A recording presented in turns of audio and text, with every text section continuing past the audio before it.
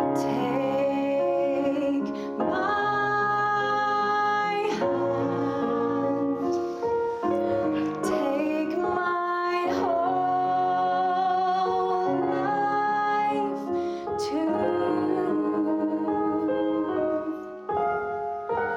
for I can't help falling in love with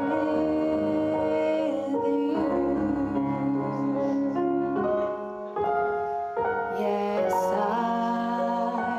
can't help falling in love with you.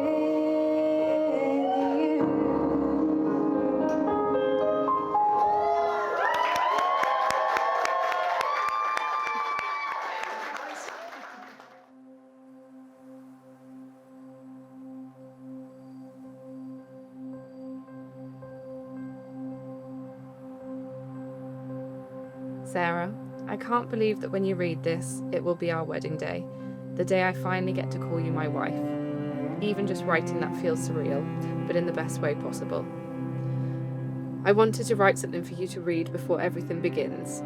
There's a chance I won't get the words out properly when I see you, partly because I'll be trying not to cry, and partly because I know we will both be a little overwhelmed, and I want to share a personal moment now before all the chaos begins. I've fallen in love with you repeatedly. So many moments I've lost count.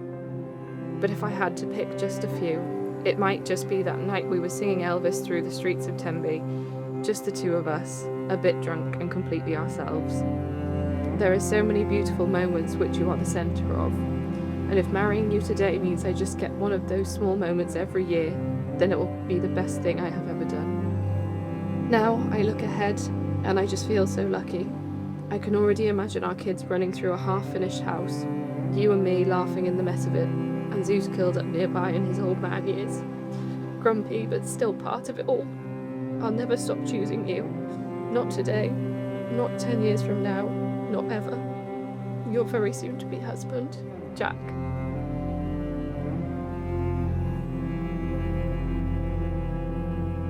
For those of you who don't know me, I'm Sarah's mum, Barbara, but most people simply call me Babs.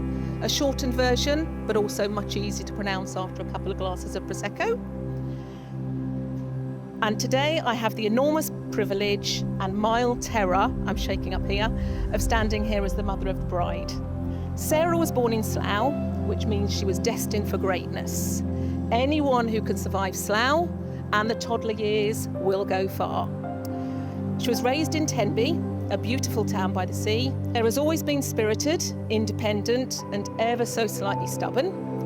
She has an older sister, Abigail, who taught her those important life lessons, as well as how to share, how to argue, and how to get artwork off walls without leaving a trace. Her dad, Dave, and I are both incredibly proud of the beautiful, kind, strong woman Sarah has become. And if you ever doubt how loved she is, just look around you today.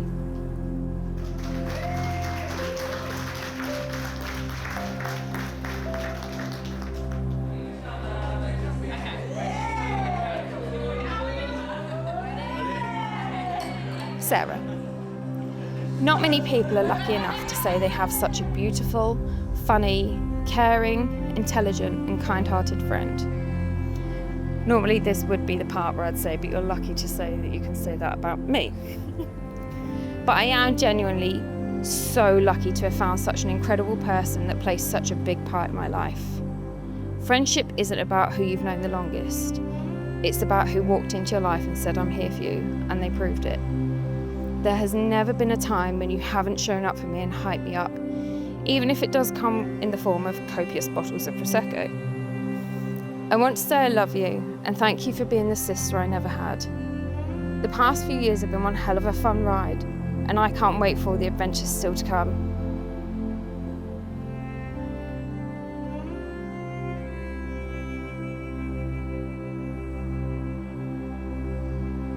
Poor Jack had to pass the ultimate test before he could propose to Sarah. He came to visit me to ask for my blessing. We sat on the sun terrace at the Imperial Hotel in Tenby, Jack probably sweating more than when he ran the ring across the country, and very sweetly asked if I would give my blessing for him to propose to Sarah. And I knew then, even if I didn't already, that he was the right one for her.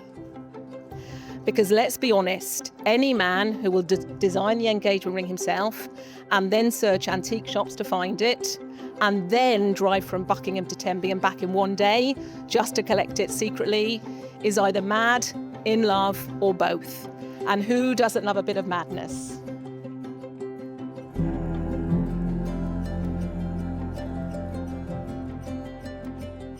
Jack, my wonderful husband. You've become the most important person in my life. Whatever happens in my days, I'm pulled through knowing that when I get to come home to you, I get to come home to my safe place. You've taught me to love deeply, to live life to the fullest and get out of bed sometimes. And most of all, you've taught me patience. You are literally renovating our home by yourself with a little help or hindrance from me. And you're the most hard-working person I've ever met in my entire life. You truly live your life with me in mind at every turn. And I'm so grateful to have someone who cares so deeply for me and takes care of me the way you do. You know when I'm down and exactly what I need to cheer me up. You are so generous, caring and funny, and I don't know what I did to deserve somebody like you. You're everything I could have ever wanted and more. I love you more than I ever thought possible, and I can't wait to spend the rest of my life having adventures and making memories with you, even if it means you finally beating me at mini golf one day. So this is the final thing you're going to have to listen to somebody drone through. So cheers, everyone. Thank you for being here to celebrate with us. To me and Jack. I'm not going to drop it.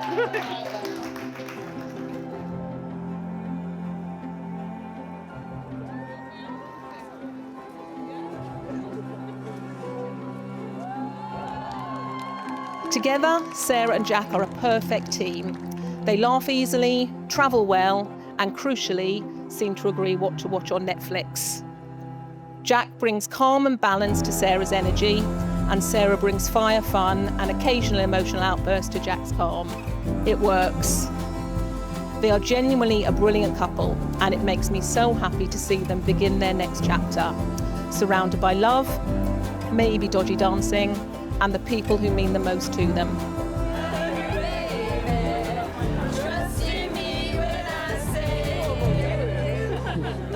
I've been so lucky to be able to witness such a love. True love takes dedication, commitment, and a whole heap of alcohol from both sides. You make each other laugh, aren't afraid to be honest with each other, but most importantly, are each other's safe space. I think it's safe to say, if you can buy a house, essentially rip it out, start again, all while planning and executing a wedding, you can survive anything together. As Audrey Hepburn once said, the best thing to hold on to in life is each other. May you always lift each other up and find the joy in little moments.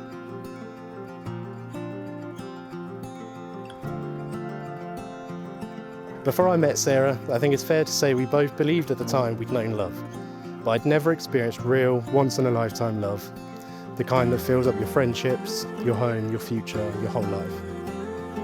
When Sarah and I bought this abandoned house, it didn't have much going for it. No foundations, no solid roof, the walls are just a suggestion, and I think it actively resents us for moving in. I've been working here alone for a few weeks while Sarah's been at work, and the house has been cold, damp and soulless. Stopping for lunch has been daunting as the house glares back at me in all its gloom. So I've tried to avoid being inside her alone in silence. But then this weekend came when we moved in together and Sarah had some time off. It's now the evening and Sarah has done what she does best, cranked up the JBL, rustled up something in the kitchen on our oven that doesn't go above 130 degrees C, and started singing her heart out. That was the end of the note, but I can remember so clearly how my image of the house changed in that moment. It instantly felt like home. And now I realise home isn't necessarily where you live, it's who you live with and what you do with your time together. Home's a state of mind, that feeling when you can switch off, reflect and just enjoy being. We all need someone who can make a cold, empty space feel like home.